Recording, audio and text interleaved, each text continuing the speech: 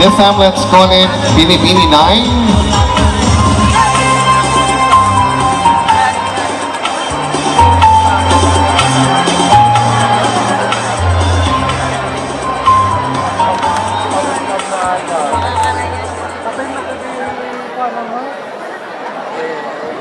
And you pick picture number 14.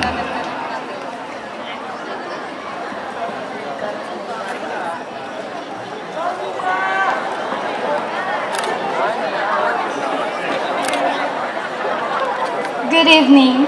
As we can see in this photo is the excessive alcohol consumption, which is not good to our health. I personally believe that everything in this world is good, but with moderation. And let us love ourselves, be responsible enough for whatever we do. And that's all. Thank you. Thank you very much. Binibini 9. Thank you. And let's have Binibini 10. O partner, in moderation. Sobrang magmahal. In moderation. Kaya lagi ko sinasabi sa'yo, ha? Wala nga, single na ako. Single na ako, 2 taon na. In moderation.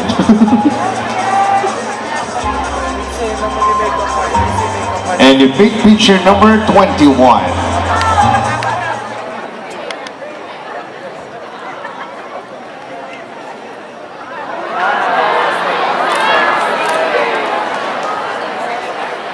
Good evening. This picture shows same-sex marriage. Same-sex marriage is common. This is not about discrimination, but it's all about respect and acceptance. That's all. Thank you. Binibini 10. Thank you. Ang lalamig ng mga kamay nila, partner. Yes, partner. Dalat sa Binibini 12.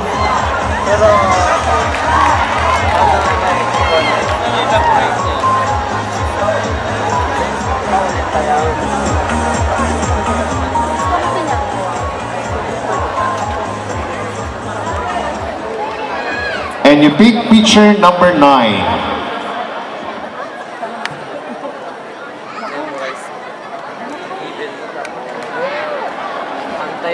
So, good evening. Makikita natin sa larawan ng anti-palo bill. And for me, I stand for anti-palo bill because we can discipline our children in a rightful manner without physical form of disciplining them. This bill promotes disciplining children in a right way and not in a physical form. And we can communicate with the children without thinking them to fear, without making them fear that it will affect their daily performances in their daily life. And that's all. Thank you. Thank you very much. Binibini 12. Thank you. And now let's have Binibini 16.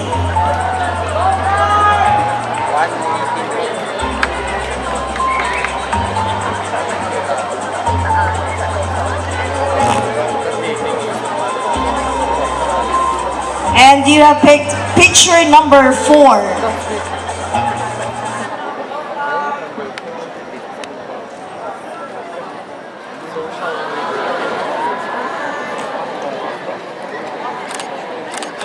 Good evening, everyone.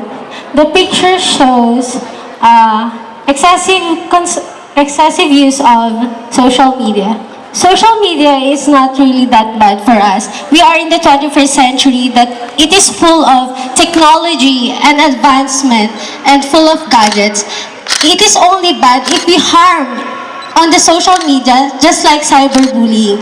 I think that this social media, we must have limitations in using of it so that we can promote peace in our country. That would be all. Thank you.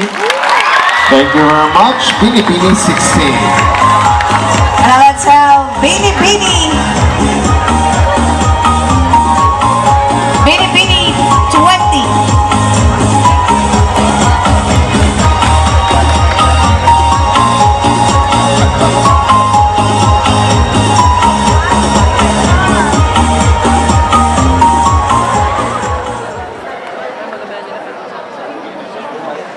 And you pick picture number 16.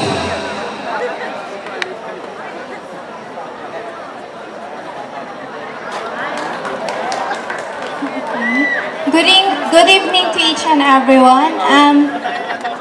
That pictures is all about improper disposal or improper disposal. For me, as a licensed professional teacher, let us open our mind and become responsible of what we are doing, because all we do, all the things that we do is coming to us, just like improper disposal. That is one of the common problems in our country, and that is the reason why there's so many floods and diseases, just like skin diseases. Improper disposal also has many disadvantages, just like our environment starting to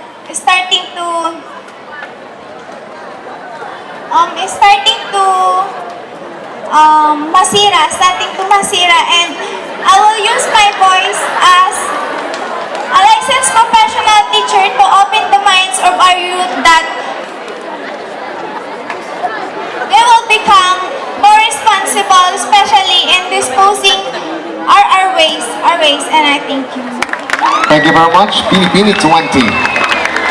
And there you have it, ladies and gentlemen, our 10 semi-finalists for 2019 Binibining Tayug. How about a big round of applause, please?